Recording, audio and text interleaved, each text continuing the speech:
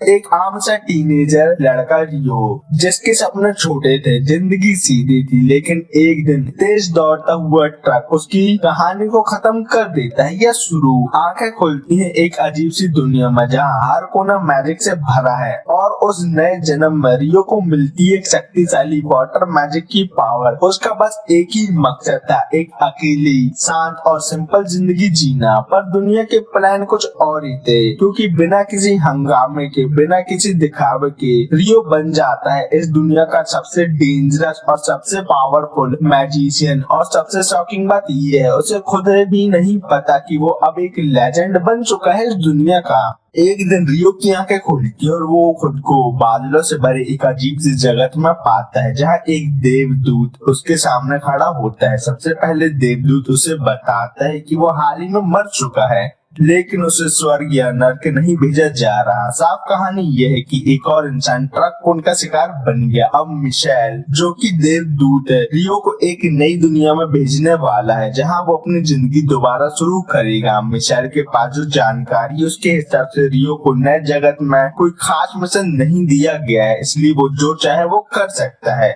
रियो कहता है कि उसे एक शांत और आरामदायक जीवन चाहिए। मिशेल इसे मान जाता है, लेकिन उससे पहले वो रियो को नए दुनिया का बेसिक ज्ञान देता है। उस जगत का नाम है पी, एक जादू से भरी दुनिया, जहाँ लगभग 20% लोग अपने प्राकृतिक तत्वों यानी नेचुरल एलिमेंट से जादू कर सकते हैं। रियो का कॉम्पैटिबल तत्व है पानी, और क्योंकि उसने एक शांत जीवन मांगा है, मिशेल ने उसके लिए एक छोटा सा घर, एक स्टार्टर पैक और मॉन्स्टर से बचाव के लिए बैरियर तैयार करवा दिया है। इस स्टार्टर पैक में एक बर्फ का घर है, जिसमें 2 महीने का खाना स्टोर है। एक मॉन्स्टर गाइड भी दी गई है, जिसमें उस एरिया के मॉन्स्टर की डिटेल लिखी है। ये किताब जंगल में आगे चलकर काफी काम आने वाली है रियो के। फिलहाल रियो अपना नया जादू टेस्ट करना चाहता है। वो बाहर जाता है और वाटर बॉल बोलता है, जिससे उसके हाथ में पानी का एक गोला बन जाता है। ये देख के उसे लगता है कि जादू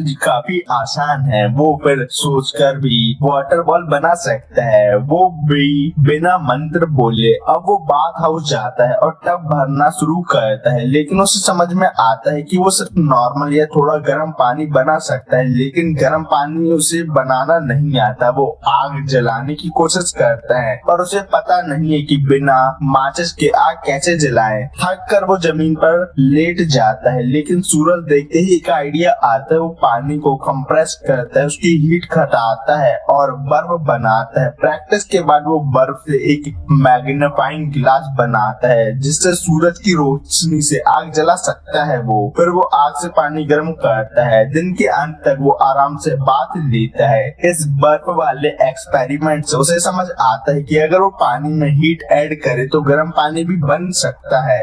अगले दिन नाश्ता करते वक्त वो सोचता है कि 2 महीने के बाद खाना खत्म हो जाएगा, इसलिए उसे हंटिंग करनी ही पड़ेगी। लेकिन जंगल के मॉन्स्टर के लिए एक छोटी छुरी काफी नहीं होगी, इसलिए वो ऑफेंसिव मैजिक की प्रैक्टिस करना शुरू कर देता है। पहला काम एक पेड़ पर वाटर बॉल मारना। ये काम करता है, लेकिन छोटी से पानी की बॉल से किसी मॉन्स्टर के खिलाफ वो काम नहीं कर सकता। पर वो पानी को एक पॉइंट पर कंप्रेस करके प्रेशर बढ़ाने की कोशिश करता है। आइडिया अच्छा है, पर अभी तक उसका लेवल कम है, इसलिए उसका वाटर जेट अभी सिर्फ एक वाटर गन जैसा है। उसे मिशेल की बात याद आती है, मैजिक इमेजिनेशन का खेल है।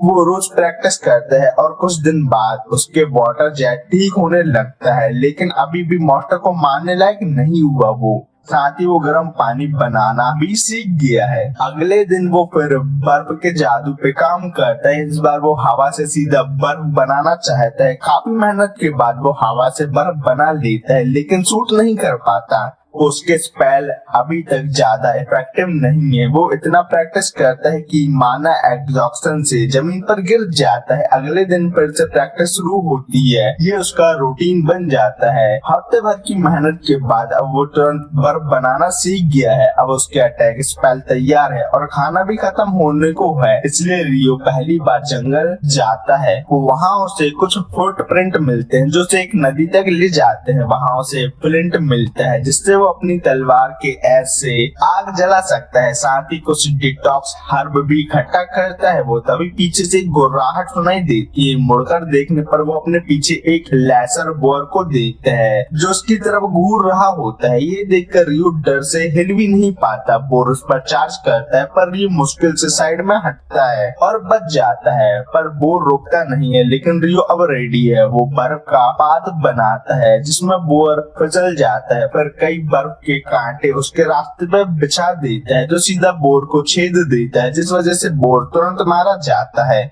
फिर रियो उसका मीट प्रोसेस करता है और मास्टर बुक में उसके बारे में पढ़ता है। पता चलता है कि लेसर बोर उस जंगल का सबसे कमजोर मास्टर है। ये बुक तो बिगिनर के लिए है, इसलिए मास्टर बेसिक है, लेकिन आखिरी के 2 पेज खास है। एक पेज ड्रैगन के बारे में बताता है जो अकेले अपनी शक्ति से पूरे शहर को तबाह कर सकता है, और ये भी लिखा होता है कि अगर ड्रैगन से कभी सामना हो जाए तो तुरंत भाग जाओ, लेकिन भागना भी मुश्किल है, तो बेहतर होगा कि तुम दुआ करो कि भगवान तुम्हें बचा ले। एक और पेज डीमन के बारे में है जिसमें लिखा है कि अगर कभी वो तुम्हें मिल जाए तो बस तुम्हारा काम खत्म है, समझो, भगवान भी तुम्हें नहीं बचा सकते।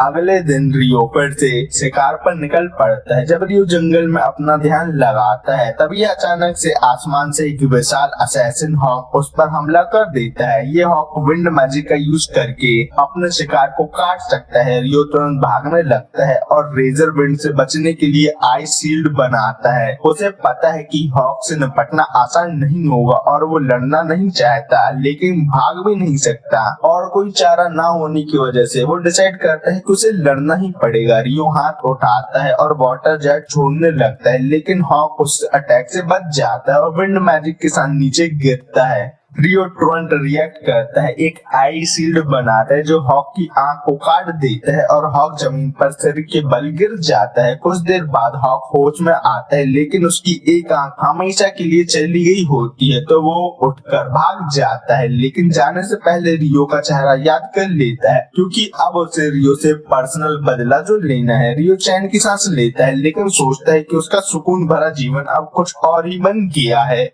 हॉक से भागते हुए रियो इतना दूर निकल जाता है कि रात तक जंगल में ही भटक जाता है, और वापस घर जाने की कोशिश में रियो एक चमकते हुए झील के एक डूलाहान यानी एक हेडलेस वॉरियर को देख लेता है, जो रियो को भी देख लेता है। समय के साथ रियो अपनी ट्रेनिंग में लग जाता है। अब वो आसानी से शिकार कर सकता है और खाने को प्रिजर्व भी कर लेता है। वो उसका वाटर मैजिक भी अब काफी पावरफुल हो चुका है और वो अब तेजी से आइस शीट भी बना सकता है जो तुरंत जमीन पर गिरती है, और उसका वाटर जेट इतना स्ट्रॉन्ग हो गया है कि पत्थर को भी काट सकता है। लेकिन वो सिर्फ बर्फ के जादू तक सीमित नहीं है। डूलाहान से मुलाकात के बाद वो हर रात जंगल जाके उससे लड़ता है। मास्टर गाइड में डूलाहान का जिक्र नहीं है, शायद इसलिए क्योंकि वो या तो मास्टर नहीं है या फिर उस लेवल से बहुत ऊपर है। फिर भी रियो से लड़ता है जो एक तरह से ट्रेनिंग का सेशन होता है। डूलाहान शक्ति और स्किल दोनों में रियो से ज्यादा स्ट्रॉन्ग है। रियो हर बार अपने आइस शील्ड से उसके अटैक रोकता है, लेकिन कुछ ही पलों में गिर जाता है। डूलाहान कभी भी कुछ नहीं बोलता है, लेकिन रियो को लगता है कि जैसे वो उसका टीचर हो जो उसे मजबूत बनाने की कोशिश कर रहा है। एक दिन डूलाहान अपनी तलवार उठाता है और पानी के मैजिक से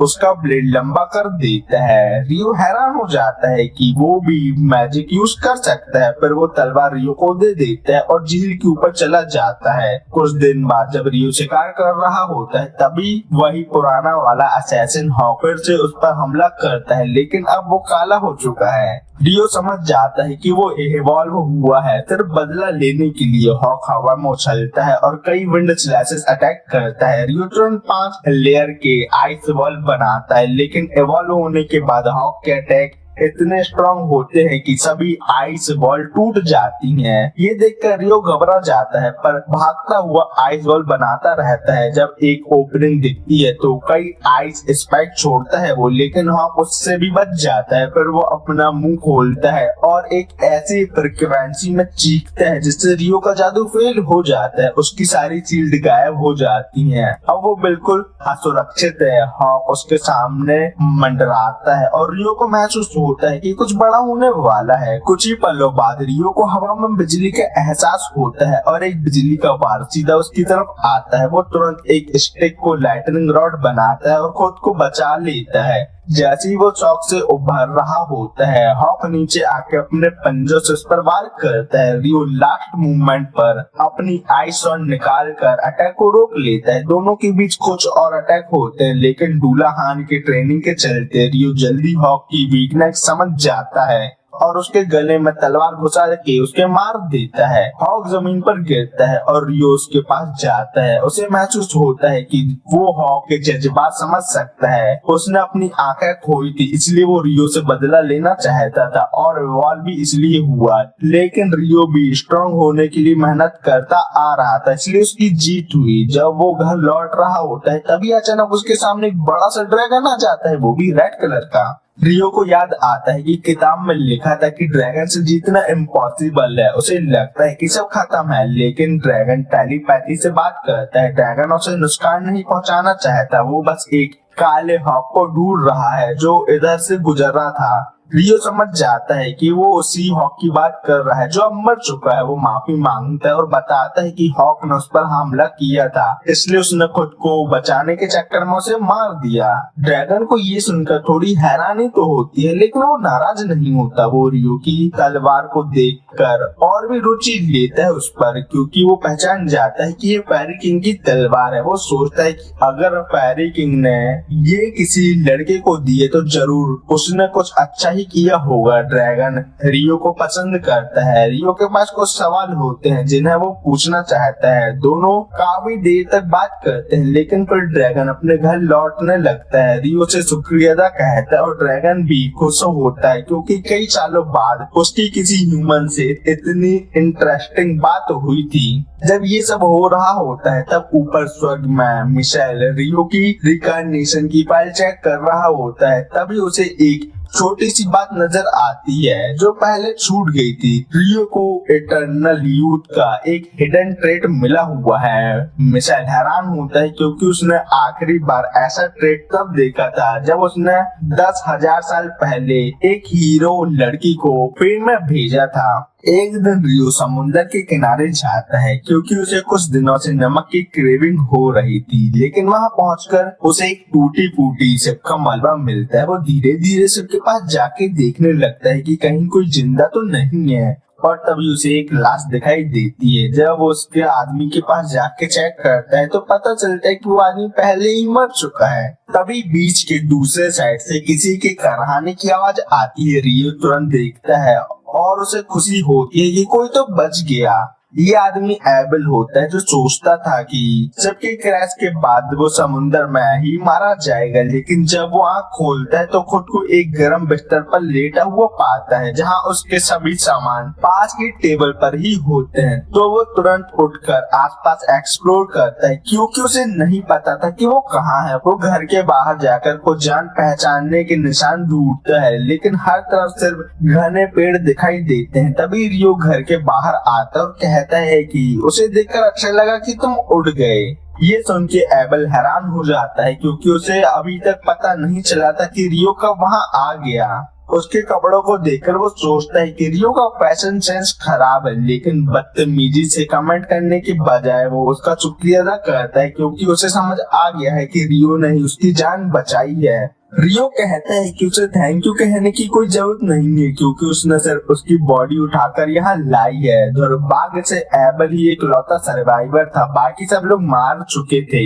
एबल थोड़ा हैरान होता है ये सुनकर, लेकिन कहता है कि उसे उनकी मौत की चिंता नहीं करनी चाहिए, क्योंकि वो सब इलीगल स्मगलर थे। रियो को स्मगलर का मतलब सही से समझ में नहीं आता, लेकिन फिलहाल उसे लगता है कि एबल भूखा हो गया, इसलिए लंच बनाता है। वो खाने के दौरान एबल पूछता है कि रियो ने अजीब से कपड़े क्यों पहने हुआ है। रियो कहता है कि उसके पास और कुछ कपड़े पहनने को नहीं है। एबल पूछने ही वाला होता है कि वो कपड़े खरीद क्यों नहीं लेता, लेकिन सोचता है कि शायद उसके पास पैसे नहीं है, इसलिए चुप रहता है। सच तो ये था कि रियो के पास पैसे नहीं थे, और अगर होते भी तो आसपास कोई शहर या गांव नहीं था जहां से वो कपड़े भी नहीं खरीद सकता था। ये बात सुनकर एबेल को हैरानी होती है, लेकिन वो रियो की सर्वाइवल स्किल से इम्प्रेस होता है। वो पूछता है कि क्या टेबल पर रखी छुरी से उसने शिकार किया था। रियो कहता है कि छुरी मैं सिर्फ मीट काटने के लिए इस्तेमाल करता हूँ, एक्चुअल शिकार वो अपने वाटर मैजिक से करता है। और ये दिखाने के लिए वो जादू से पानी का जग भर देता है।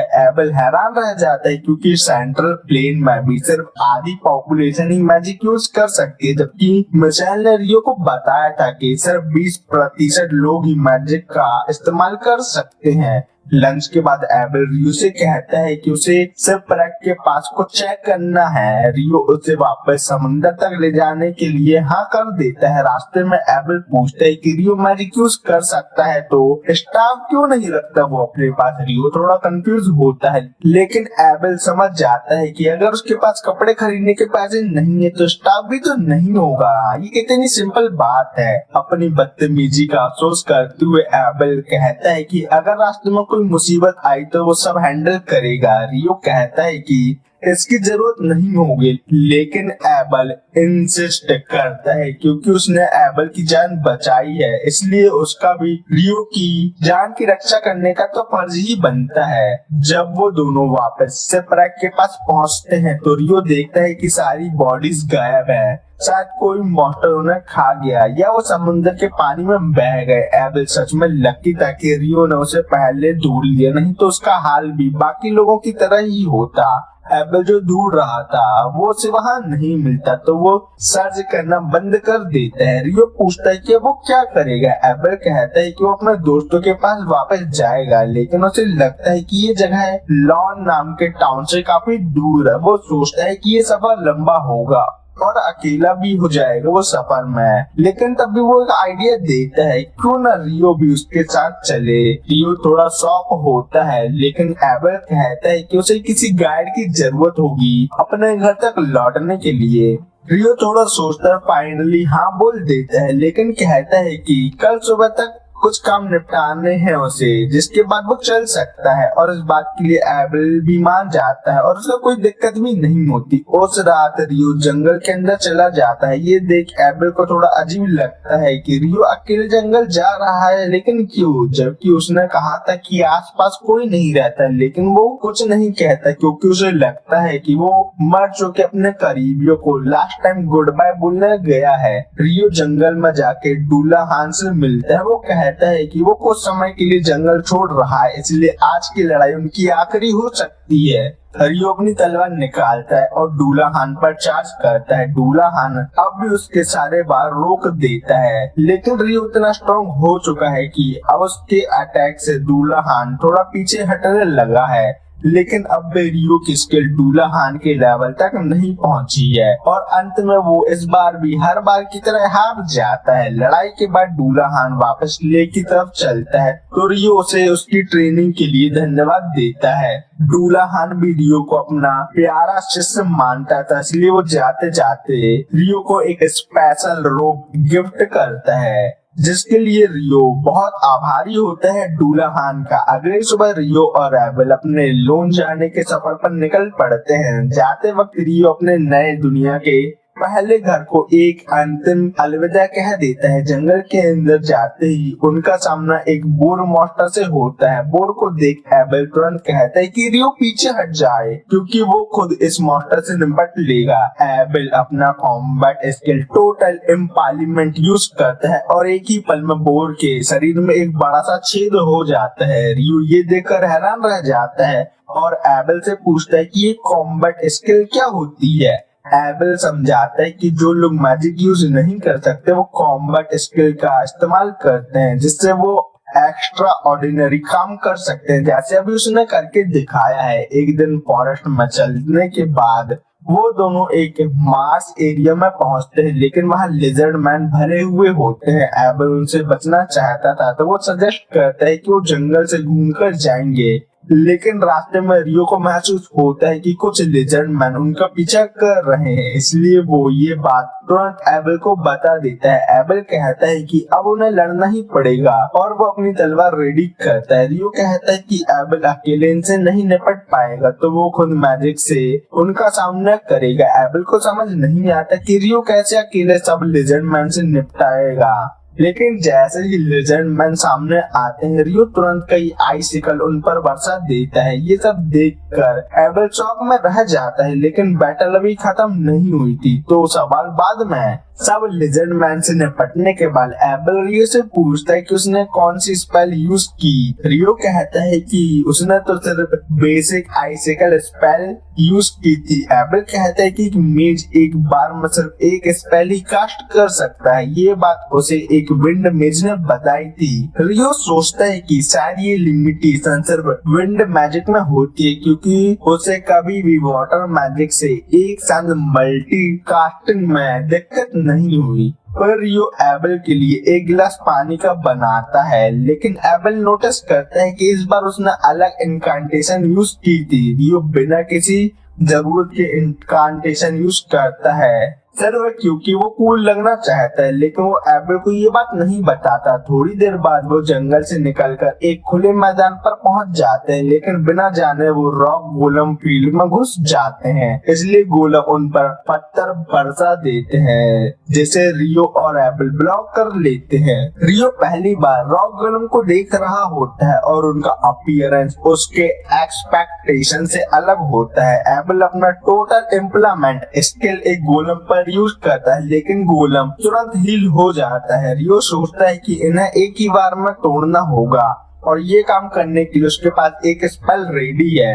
वो एबल से कहता है कि थोड़ा डिस्टेंस बनाए उससे। फिर रियो एक बड़ा आइस क्यूब समन करता है और उसे दो गोलम पर गिरा देता है। डैमेज देखकर एबल के साथ रियो खुद भी हैरान हो जाता है कि वो इतना पावरफुल है। जिसके बाद वो बाकी गोलम के साथ भी वही करता है, लेकिन एक गोलम अब भी जमीन पर गिरकर बिना हिले पड़ा होता है। रियो सोचता है कि गोलम जमीन से एनर्जी खींचकर अटैक करते हैं और जब वो गिर गया है तो एनर्जी लेना बंद हो गया है, इसलिए वो ऐसा हो गया। गोलम के अंदर एक बड़ा मैजिक स्टोन होता है जिसे वो ले जाने का प्लान बनाते हैं, लेकिन बाकी गोलम क्रश हो चुके होते हैं तो और मैजिक स्टोन नहीं मिल सकते उन्हें। रात में कैंप लगा के वो दोनों बैठकर बात करते हैं। एबल कहता है कि डंजन में भी ऐसे मॉन्स्टर होते हैं। रियो तुरंत एक्साइटेड हो जाता है और पूछता है कि पहले डंजन के बारे में उसने उसे क्यों नहीं बताया। एबल कहता है कि उसे लगा नहीं था कि रियो इतना एक्साइटेड होगा डंजन का नाम सुन के, लेकिन गुड न्यूज ये है कि सेंट्रल प्लेन का एक लौटा डंजन लॉन टाउन में ही है जहां वो जा रहे हैं। फिर रियो ड्वार्फ और एल्फ के बारे में पूछता है। एबल बताता है कि ड्वार्फ छोटी हाइट के स्ट्रॉन्ग लोग होते हैं जो क्राफ्टमैनशिप में माहिर होते हैं। लॉन में काफी डॉर्फ्स हैं। एल्फ मोस्टली फॉरेस्ट में रहते हैं और ह्यूमन से दूरी बनाए रखते हैं। एबल सिर्फ एक एल्फ को जानता है जो लॉन में रहता है। अगली सुबह वो नॉर्थ की तरफ चलते हैं। रियो बताता है कि उन्हें पहाड़ियों के पार ह्यूमन सिविलाइजेशन मिलेगी। एबल हैरान होता है कि रियो को ये सब कैसे पता, जबकि उसने कभी किसी विलेज का दर्शन नहीं किए हैं। रियो असल में ड्रैगन से हुई बात की वजह से ये सब जानता है, लेकिन वो ये बात नहीं बताना चाहता। सिर्फ वो कहता है कि ये बात तुम्हें नहीं पता चले तो ही बेहतर हुआ। थोड़ी देर बाद रियो एक टेरिफाइंग प्रेजेंस महसूस करता है और दोनों के सामने एक बड़ा ग्रिफिन आ जाता है। वो दोनों जानते हैं कि इस मॉन्स्टर से लड़ना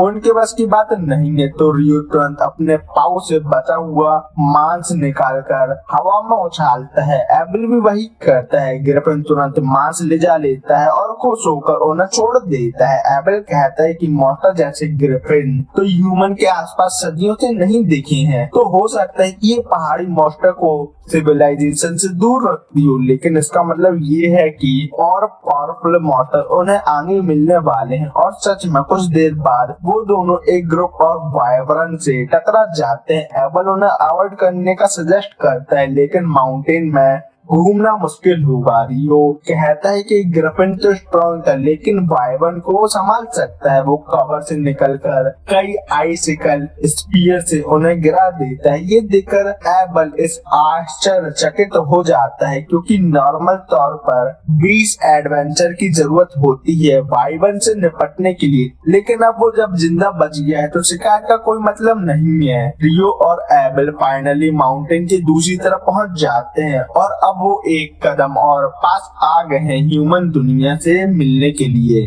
रियो अचानक से पूछता है कि वो किस कंट्री की तरफ जा रहे हैं क्योंकि उसे कोई भी जगह चलेगी बस डेबोही एम्पायर को छोड़कर। एबल बताता है कि डेबोही एम्पायर तो थोड़ा और उत्तर में है और ये सुनकर रियो के चेहरे पर राहत आ जाती है। एबल को थोड़ा कंफ्यूजन होता है और वो पूछता है कि क्या रियो को डेबोही एम्पायर से कोई प्रॉब्लम है। रियो कहता है कि ना तो उसका डेबोही एम्पायर से कोई इशू है ना ही वहाँ के लोगों से, लेकिन उसे डेबोही नाम सुन के छपरी फीलिंग आती है, इसलिए वो उससे जुड़ी कोई भी चीज अपने आसपास नहीं चाहता। एबल को ये बात थोड़ी अजीब लगती है लेकिन वो ये बात जाने देता है। तभी रियो दूर एक रोड देखता है और देखकर पता चलता है कि वो रोड ईस्ट से वेस्ट जा रही है। एबल को तब समझ आता है कि जो पहाड़ियां का रेंज उन्होंने अभी क्रॉस किया वो आम नहीं है। जब रियो उससे पूछता है कि क्या कुछ वो सोच रहा है तो एबल कहता है कि कुछ खास नहीं, बस इतना कहता है कि वो रोड उन्हें एक टाउन तक ले जाएगी। रियो एक्साइटेड हो जाता है बेड में सोने के ख्याल से और एबल सजेस्ट करता है कि हमें टाउन में खाने का मजा भी लेना चाहिए, इस बात को नहीं भूलो।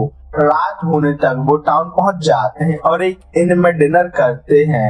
एबल रियो को कहता है कि उसे एडवेंचर गिल्ड में रजिस्ट्रेशन करवा लेना चाहिए क्योंकि गिल्ड लाइसेंस उसका आइडेंटिटी कार्ड के तौर पर भी काम करेगा और अगर उसके पास लाइसेंस होगा तो नए शहर में घुसने पर उसे टैक्स भी नहीं देना पड़ेगा। वो रियो को याद दिलाता है कि जब वो लोग टाउन में आए थे तो एबल ने उसके लिए एक सिल्वर कॉइन दिया था टैक्स के रूप पर। रियो उसका मजाक उड़ाता और कहता है क्या तू दोस्ती में हर एक पैसे के बारे में याद रखेगा। एबल थोड़ा क्रिंज महसूस करता है लेकिन बात को आगे बढ़ाता और कहता है कि अगर वो गिल्ड का मेंबर बन गया तो गिल्ड उसे मैजिक स्टोन और मोस्टर मटेरियल अच्छे दाम पर खरीदेगा। वो समझाता है कि सिर्फ अल्केमिस्ट ही उन मटेरियल का सही यूज कर सकते हैं और रियो इसमें इंटरेस्ट लेने लगता है, पर जैसे ही वो कुछ और पूछने वाला होता है वेट्रेस उनका खाना ले आती है और वो हैरान रह जाता है जब देखता है कि उसके सामने कड़ी राइस का प्लेट रखा हुआ है। रियो सोचता है कि कड़ी राइस इस वर्ल्ड में कैसे हो सकती है और खाने पर पता चलता है कि टेस्ट भी वैसा ही था जैसा जापान में वो खाया करता था। रियो तुरंत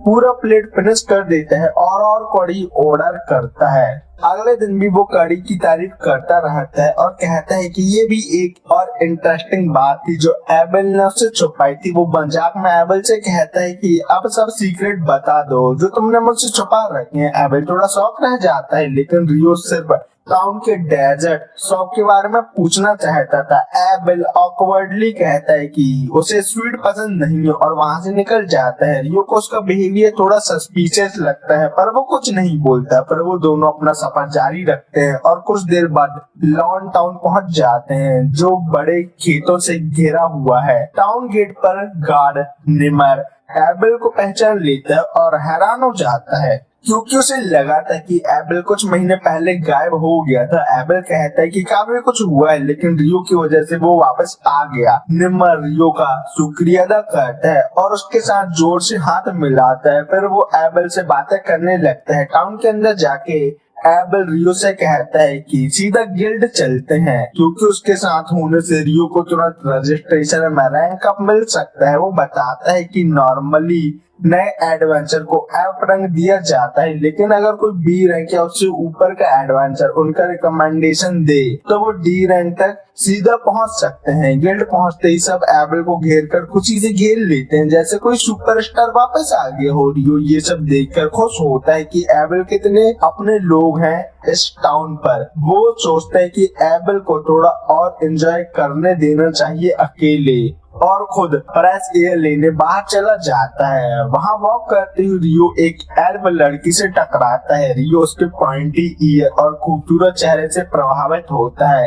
लेकिन एल्ब भी उसकी आउटफिट को देखकर हैरान होती है। वो पहचान जाती है कि ये फेरी किंग का कोट है और कहती है कि फेरी किंग ने उसे ये गिफ्ट दिया होगा। इसका मतलब वो रियो को पसंद करते हैं। रियो को समझ नहीं आता कि वो क्या कह रही है। एल्ब आगे कहती है कि वो उससे जल्दी मिलना चाहेगी, लेकिन वो फिर कभी मिलेंगे किसी और रास्ते पर। रियो अभी भी वहीं कंफ्यूज खड़ा होता है जब एबल बाहर आता है और उसे अंदर बुलाता है। फिर वो रियो को सभी से मिलवाता है और कहता है कि उसने ही उसकी जान बचाई है। सब रियो का शुक्रिया अदा करते हैं और रियो को ये सब अटेंशन अच्छा लगता है। उसके बाद एबल रियो को फ्रंट डेस्क ले जाता है और रिसेप्शनिस्ट से कहता है कि उससे डी रैंक एडवेंचर के रूप में रजिस्ट्रेशन करे, क्योंकि वो उसका रिकमेंडेशन दे रहा है। रिसेप्शनिस्ट हैरान रह जाती है क्योंकि एबल की पार्टी से पहले किसी ने कभी किसी को रिकमेंड नहीं किया। एबल कहता है कि रियो एक स्पेशल केस है। रिसेप्शनिस्ट कहती है कि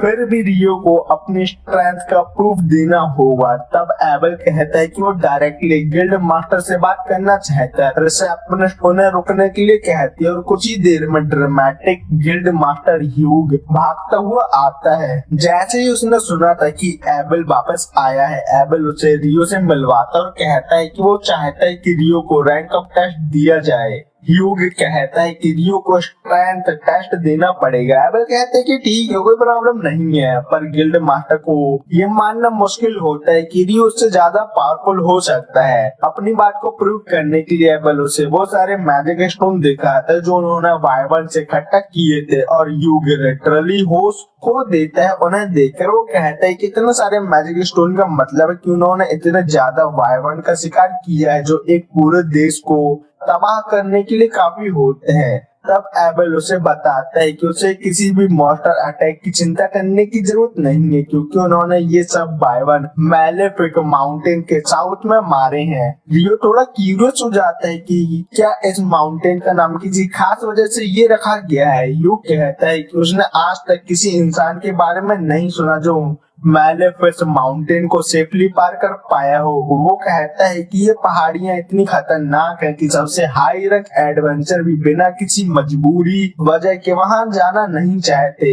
उसे विश्वास ही नहीं हो रहा कि एबल और रियो इतिहास के पहले लोग हैं जो वहां से जिंदा वापस आए हैं। इसी वजह से वो तुरंत डिसाइड करता है कि रियो को बिना किसी टेस्ट के डी रैंक दे दिया जाएगा।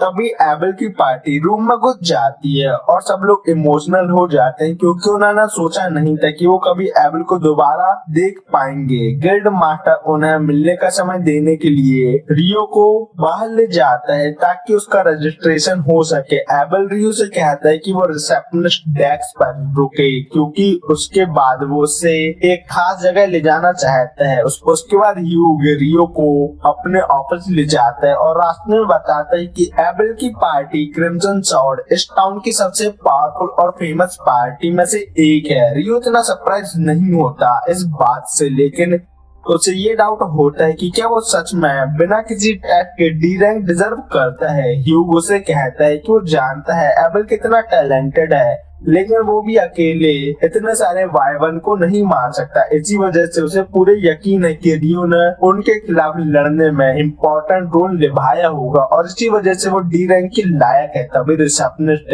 नीना ऑफिस में आती है सारे रजिस्ट्रेशन सामान लेकर। ह्यूग उसे कहता है कि वो अब रियो का रजिस्ट्रेशन हैंडल करे क्योंकि उसे पेपर वर्क काफी ज्यादा है जिसे वो हैंडल करना चाहता है। नीना अपना परिचय देती है और फिर बेसिक इंटरव्यू क्वेश्चन पूछना शुरू करती है। फिर वो बताती है कि रजिस्ट्रेशन के बाद के अगले 300 दिन तक रियो गिल्ड के लॉजिंग में रह सकता है। उसके बाद उसे अपना खुद के लिए रहने की जगह ढूंढनी होगी। फिर नीना उसे डंजन एक्सप्लोरेशन कोर्स के बारे में बताती है जो नए एडवेंचर के लिए होता है। रियो तुरंत कहता है कि वो इस कोर्स में एनरोल करना चाहता है। नीना कहती है कि उसे 2 दिन बाद सुबह 9 बजे मीटिंग हॉल में आना होगा। रियो हैरान हो जाता है सुन के कि इस दुनिया में घड़ियां भी हैं। उसके बाद एक्चुअल रजिस्ट्रेशन प्रोसेस शुरू होती है और नीना उसे कहती है कि वो क्रिस्टल डिवाइस पर अपना हाथ रखे। जैसे ही रियो अपना हाथ रखता है, क्रिस्टल उसका बायोमेट्रिक स्कैन करता है और उस पर रखे मेटल प्लेट में डाटा अपलोड कर देता है जिससे वो उसका ऑफिशियल गिल्ड कार्ड बना देता है। नीना उसे बधाई देती है कि अब वो गिल्ड का हिस्सा बन चुका है, वो भी ऑफिशियल। फिर दोनों ऑफिस से निकल जाते हैं। थोड़ी देर बाद एबल रियो को टाउन टूर पर ले जाता है और कहता है कि एस्कॉर्टिंग के बदले में उसके लिए वो कुछ कपड़े और स्टाफ खरीदना चाहता है। रियो अपने कपड़ों के लिए खुश होता है, लेकिन स्टाफ के बारे में थोड़ा क्यूरियस होता है। एबल कहता है कि हर मैजिशियन के पास एक स्टाफ होना चाहिए, पर रियो कहता है कि उसे मैजिक के लिए किसी टूल की जरूरत नहीं पड़ती। वो ये भी कहता है कि जब पास की फाइट होती है तब वो तलवार भी यूज कर सकता है, तो स्टाफ उसके लिए काम का नहीं होगा। एबल ये सुनकर हैरान रह जाता है, और ज्यादा हैरान वो जब होता है जब रियो से कहता है उसकी ये छोटी सी नाइफ ही उसकी असली सॉर्ड है। रियो पर कहता है कि उसे कपड़ों या स्टाफ से ज्यादा जरूरत है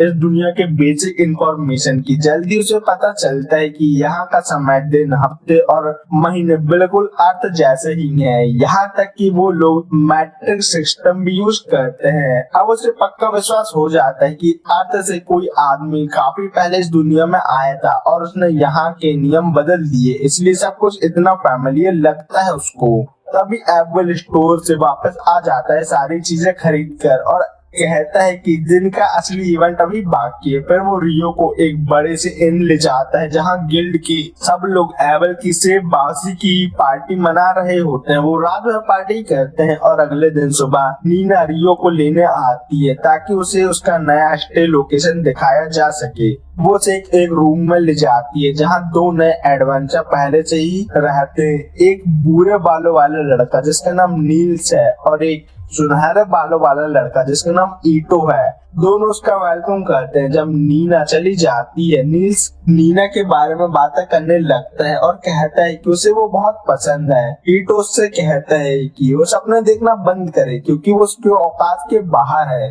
फिर वो रियो से छोटी मोटी बातें करने लगते हैं, जैसे कि गिल्ड लॉजिंग में रहना कैसा लगता है। तभी नीना वापस रूम में आती है एक और नए एडवेंचर के साथ जो थोड़ा घबराया हुआ होता है। उसका नाम एमोन है, और धीरे धीरे वो चारों एक दूसरे के साथ अच्छा बॉन्ड करना शुरू कर देते हैं और एक दूसरे के दोस्त बन जाते हैं। कुछ दिनों बाद रियो और एमोन अपना डंजन एक्सप्लोरेशन का क्रैश कोर्स पूरा कर लेते हैं। उनके अध्यापक बताते हैं कि दोपहर में वे लोग डंजन के पहले स्तर पर प्रवेश करेंगे। एमोन विजिबली घबराया हुआ होता है, लेकिन रियो से समझाता है कि अगर तुम अभी से ही घबरा गए तो जब तक हम डंजन पहुंचेंगे तब तक तुम बहुत ही ज्यादा थक जाओगे। इंस्ट्रक्टर सबसे पूछते हैं कि क्या किसी का कोई प्रश्न है, तो रियो पूछता है कि क्या पहले से क्लियर किए गए फ्लोर तक तुरंत पहुंचने का कोई तरीका है। इंस्ट्रक्टर प्रभावित होता है क्योंकि ऐसे सवाल तो अनुभवी लोग ही पूछते हैं। वो बताते हैं कि कुछ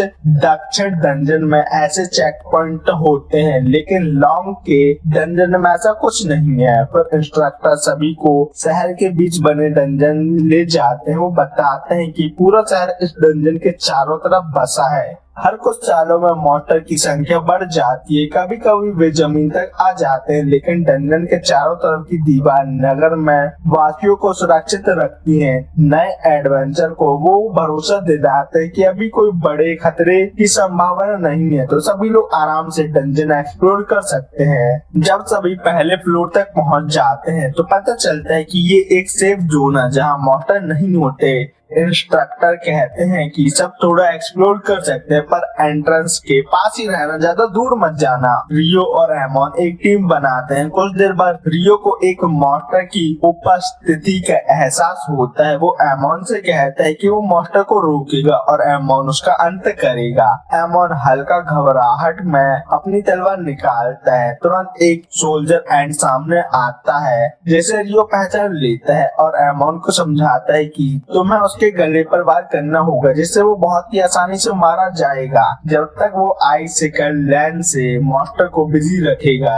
रियो एंड को गिराता है और एमोन उसका गला काट देता है। ये एमोन का पहला शिकार होता है और मॉन्स्टर को मार के वो खुशी से झूम उठता है। रियो मॉन्स्टर से मैजिक स्टोन निकालता है, उनके पहली बार डंजन में मॉन्स्टर मारने की सफलता के निशानी के तौर पर। रात को वो अपने रूममेट के साथ डिनर करता है जो उनकी पहली डंजन यात्रा का जश्न मना रहे होते हैं। सब प्रभावित होते हैं कि उन दोनों ने मिलकर अपने पहले ही डंजन एक्सप्लोरेशन में सोल्जर एंड को मार डाला। एमन कहता है कि एंड को उसने खत्म किया, पर असली काम तो रियो ने किया था, उसने नहीं। पर कहता है कि वो कल सुबह फिर से डंजन जाना चाहता है, पर अकेले जाने से घबरा रहा है। रियो तुरंत कहता है कि वो भी चलेगा।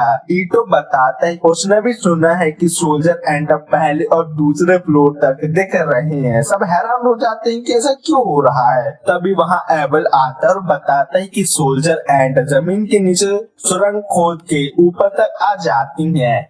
सब चौंक जाते हैं कि मसूर एडवेंचर उनके सामने खड़ा है, पर रियो एबल को देखकर यूजुअली जैसा प्रैंक रहता है वैसा ही रहता है। उसके लिए ये कोई बड़ी बात नहीं थी। एबल सबसे कहते हैं कि रियो का ध्यान रखें क्योंकि उसमें कॉमन सेंस की कमी है। नील्स खड़ा होकर एबल से मिलता है, कहता है कि वो उसका फैन है और एक दिन उसके जैसा बनना चाहता है। एबल हाथ मिलाता और कहता है कि पहले जीवित रहना सीखा करो, डंजन में वो एक बहुत महत्वपूर्ण नियम है। रियो एबल से पूछता है कि वो इतनी रात को यहाँ क्या कर रहा है। एबल बताता है कि वो अपने मिशन से वापस आया है। तभी उसकी पार्टी आ जाती है। लड़कियां गुस्सा करते हैं कि वो पहले गिल्ड मास्टर को रिपोर्ट देने नहीं गया। एबल कहता है कि वो नए एडवेंचर की मदद कर रहा था। रेन जो छोटी और ठिगनी हाइट वाली होती है, वॉर्न से कहती है कि एबल को उठा लो। वॉरन उसे कंधे पर उठा लेता है और एबल बच्चे जैसा चिल्लाने लगता है। रेन फिर रियो को देखती है, जिस वजह से रियो घबराकर पूछता है कि क्या हुआ, मैंने कुछ गड़बड़ कर दी क्या। प्रीस्ट स्ट्रेस लिया लेन को समझाती है और रियो से माफी मांगती है। जैसे ही वो लोग जाते हैं, ईटो और नील्स फैन बॉय करते हैं और उनकी तारीफ करने लगते हैं, लेकिन रियो समझ नहीं पाता कि उन्हें उस पार्टी में क्या खास लग रहा है। उसे तो कुछ नहीं लगा, नॉर्मल लगे। लिया रेन से कहती है कि रियो को घूमना ठीक बात नहीं थी, पर लेन कहती है कि वो बस क्यूरियस थी क्योंकि एबल हमेशा रियो की मैजिक की तारीफ करता था। लिया भी कहती है कि वो भी रियो के मैजिक को लेकर क्यूरियस है। एबल कहता है कि जल्दी सबको रियो की असली कला देखने को मिलेगी, चिंता मत करो। अगले दिन रियो और एमन पर डंजन जाते हैं। इस बार उनका सामना मॉन्स्टर डॉग से होता है। रियो आइसिकल लेंस से डॉग को रोक के रखता है, जबकि एमन अपनी तलवार से कुछ मॉन्स्टर को मार गिराता है। ब्रेक में रियो कहता है कि एमन का स्वॉर्ड स्टाइलो से एबल की याद दिलाता है। एमन बताता है कि उसके टीचर का नाम कीरो है, जो राजधानी के बड़े स्कूल में ट्रेंड हुए होंगे। रियो सोचता है कि शायद एबल भी वही ट्रेनिंग किया होगा। उसे ये भी लगता है कि एमन में काफी पोटेंशियल है एक बहुत ही पावरफुल एडवेंचर बनने का। एमन रियो के स्वॉर्ड ज्ञान से प्रभावित होता है, खासकर क्योंकि रियो एक मेज है, तब भी वो स्वॉर्ड चला सकता है। रियो कहता है कि उसने अपने मेंटर के साथ इसकी प्रैक्टिस की थी, पर अपना स्टाइल खुद बनाया है। रियो आगे कहता है कि एमन का स्टाइल थका देने वाला है, पर फ्यूचर के लिए सुरक्षित है, उसे अपनी स्टेमिना पर काम करना चाहिए। रियो कहता है कि एबल सुबह सुबह शॉर्ट फॉर्म प्रैक्टिस करता था, जिससे पता चलता है कि प्रतिभा के साथ मेहनत भी जरूरी है। एमन मोटिवेट होता है और कहता है कि वो भी मेहनत करेगा, बिल्कुल एबल की तरह। अगले दिन रियो लाइब्रेरी जाता है, जो उसकी सोच से काफी बड़ी होती है। वो लाइब्रेरियन से एल्केमी की बुक दिखाने को कहता है। लाइब्रेरियन उसे बिगिनर सेल्फ दिखाती है। बुक ज्यादा होने से रियो कंफ्यूज हो जाता है और थोड़ी देर बाहर आ जाता है बुक पढ़ने के लिए। तभी पूरे शहर में अंधेरा छा जाता है, टोटल सोलर एक्लिप्स। रियो बिना आंखों को बचाए उसे देखता रहता है। अचानक उसे लगता है कि कुछ गलत हो गया है, हर जगह लोग गायब हो गए हैं, पूरा माहौल एकदम से बदल चुका है। तभी उसे महसूस होता है कि पीछे से कोई उस पर हमला कर रहा है। जब एक तेज फायर ब्लास्ट रियो की तरफ आता है, वो तुरंत रिएक्ट करता है और एक आइस बॉल से उसे रोक लेता है। उसे समझ नहीं आता कि उस पर हमला किसने किया, पर तभी उसकी नजर पड़ती है खतरनाक डीमन औरत पर, जो स्टाइल में चलती हुई उसकी तरफ आ रही होती है। वो ह्यूमन को देखकर हंसने लगती है, जैसे उसे कोई खिलौना मिल गया हो खेलने के लिए। रियो को अब समझ आता है कि उसका सामना एक डीमन से हो रहा है और बुक के हिसाब से वो इस दुनिया के सबसे खतरनाक हस्ती से मिल चुका है, जिसने उसे कभी नहीं देखा था। वो भागना चाहता है, लेकिन उसे लगता है कि इस अजनबी जगह से बचकर भागना मुमकिन नहीं है। तो वो डिसाइड करता है कि मुझे लड़ना ही होगा और कोई चारा नहीं है मेरे पास। डीमन के अटैक से पहले ही वो आइस शील्ड समन करता है, जो उसके फायर स्टॉर्म डॉर्म को ब्लॉक कर देता है, पर डीमन तुरंत अपना अटैक बदलती है और एक इनविजिबल विंड बुलेट चला जो रियो की शील्ड को पार कर जाता है, लेकिन उसका आर्मर उसे बचा लेता है। डीमन हैरान होती है एक इंसान का आर्मर उसके अटैक को कैसे झेल गया। ध्यान से देखने पर उसे पता चलता है कि रियो फायर किंग का रोब पहने हुए है। अब वो समझ जाती है कि ये कोई मामूली मेज नहीं है। वो मैजिक छोड़कर तलवार से उसका काम तमाम करने का फैसला कर लेती है। रियो भी अपनी आई शॉट निकालता है और उसके वार को रोक लेता है। वो डिफेंसिव पोजीशन में रहता है जब डीमन उस पर जोर से अटैक करती है।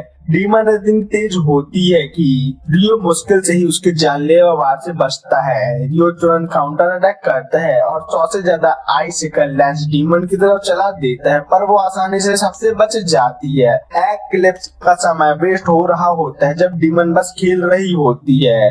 रियो नोटिस करता है कि वो विंड मैजिक से अपनी स्पीड बढ़ा रही है। तभी डीमन एक फाइनल ब्लो के लिए उस पर जंप करती है। रियो आसानी से उसका वार ब्लॉक करता है क्योंकि उसके स्ट्राइक अब भी उसे हेडलेस नाइट से कमजोर लगते थे जिसने उससे तलवारबाजी सीखी है।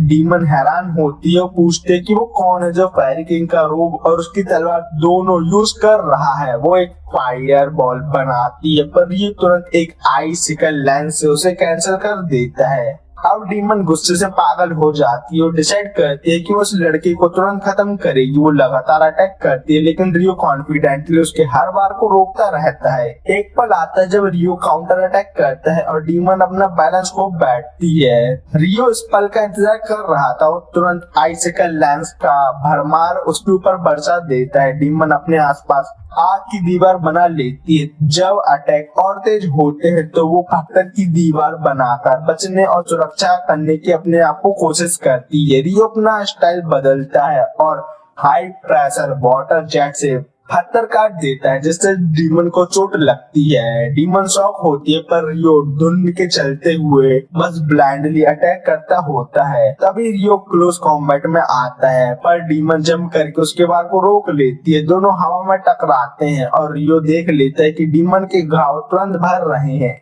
इस पल में डीमन उसे एक बिल्डिंग में टकरा कर गिरा देती है। जैसे ही वो उसका काम तमाम करने वाली होती है, उसके चेहरे पर गर्म पानी के बूंदे गिरने लगती है जिससे वो चिल्ला उठती है क्योंकि वो पानी उबलने से भी ज्यादा गर्म था। वो तुरंत पत्थर का गोला बना के अपने आप को कवर कर लेती है। तब तक रियो नीचे आ जाता है। अचानक डीमन एक पावरफुल फ्लेम मैजिक का विस्फोट करती है और सबको जला देती है। वो रियो की तरफ बढ़ती है, पर एक्लिप्स खत्म होने ही वाला होता है और जैसे ही धूप उसकी तलवार को छूती है वो बिखर जाती है। डीमन कहती है कि उनकी ये लड़ाई अभी पूरी नहीं हुई है। रियो उससे कहता है कि अब सीधा निकल लो यहाँ से, तुम्हारी जरूरत नहीं है हमको। डीमन हंसकर अपना नाम लियोनोर बताती है और पूछती है कि रियो का नाम क्या है। रियो अपना नाम बताता है, लेकिन कहता है कि तुम एक डीमन हो ना, सच सच बताओ।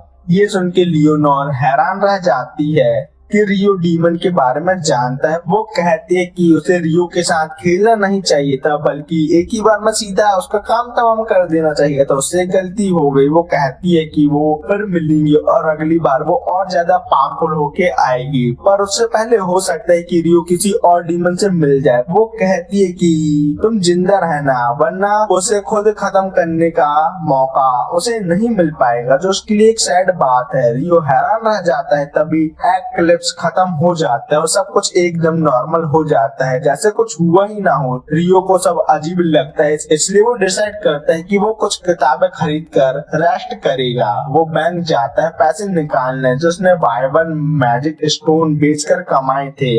वह डॉर्म जाता है, पर उसके दोस्त वहाँ से नहीं मिलते। जैसे ही वो निकलने लगता है, देखता है कि उसके दोस्त को कुछ एडवेंचर तंग कर रहे हैं। नेल्स और ईटो उन बदमाशों को कावर्ड बोलते हैं, पर उनका लीडर डैन कहता है कि डंजन में भी मॉन्स्टर ऐसे ही एकदम से हमला करते हैं। तभी रियो पीछे से उनके साथियों को हरा देता है। वो डैन से कहता है कि उसकी बात सही है, लेकिन खुद पर भी वही बात लागू होती है। डैन उस पर पंच करने के लिए दौड़ता है, पर रियो आसानी से बचकर उसकी पीठ में स्वॉर्ड का हैंडल मार देता है, जिससे डैन उल्टी कर देता है और हार जाता है। रियो अपने दोस्तों का इलाज करता है और कहता है कि उन्हें अपना स्टेमिना बढ़ाना होगा ताकि कोई भी उन्हें ऐसे तंग ना कर पाए फ्यूचर में। लेकिन सबसे पहले सबको आराम करना चाहिए। वो लोग पब्लिक बाथ जाते हैं जहाँ ईटो रियो के घाव ठीक करता है। सब हैरान होते हैं कि रियो को चोट किसने पहुंचाई जब वो इतना ताकतवर है। रियो उन्हें डीमन के बारे में बताता नहीं है क्योंकि अभी आराम जरूरी है। और इसी के साथ ये पार्ट यहाँ खत्म होता है। मैंने इस एनिमे के अभी तक आए 4 एपिसोड कवर कर लिए हैं। और रही बात एलिस वाले एनिमे के पार्ट 2 की, तो मैं बता दूं उस वीडियो पर काम चल रहा है जिसमें थोड़ा टाइम लग सकता है। और जो मेरे रेगुलर व्यूअर हैं उनसे मैं पूछना चाहता हूँ, क्या मैं एलिस वाले एनिमे का सीजन 2 एक ही बार में कंप्लीट कर दूं या फिर आप लोगों को वीडियो थोड़ी जल्दी चाहिए तो मैं 30-40 मिनट के पार्ट पहले ले आऊं। तो ठीक है, मिलते हैं किसी और वीडियो में। Bye bye.